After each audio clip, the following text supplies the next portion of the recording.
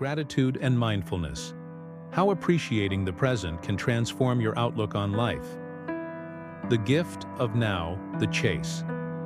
Lena had always been running toward deadlines, promotions, and the elusive someday when everything would finally fall into place.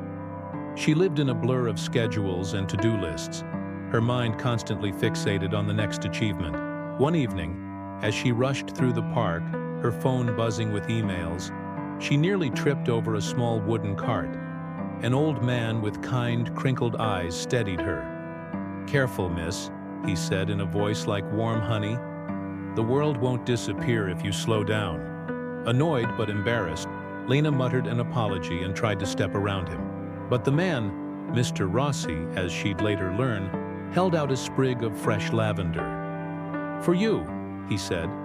"Take a deep breath. Tell me what you notice." Lena hesitated, then inhaled. The scent was rich, earthy, and unexpectedly calming.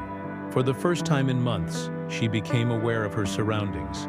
The golden light filtering through the trees, the distant laughter of children, the cool breeze carrying the promise of rain. "Life isn't just in the big moments," Mr. Rossi said softly.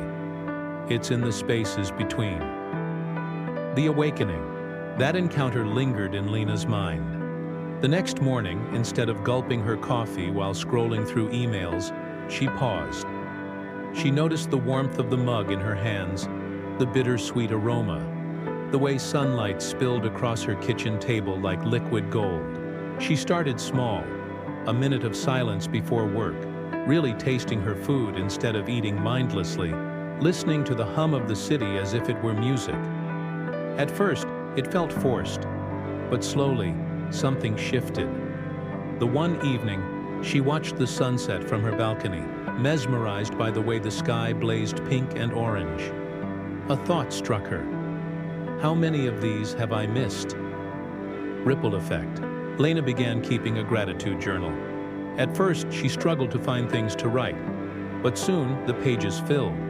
The barista remembered my name, the smell of rain on pavement, my best friend's terrible joke that made me laugh until I cried. Her co-workers noticed the change.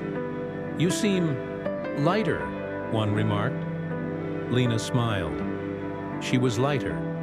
The weight of constant striving had lifted. One day she visited Mr. Rossi again, this time with a homemade loaf of bread. "You gave me something priceless," she said. He chuckled. "No, my dear, you found it yourself. I just reminded you where to look."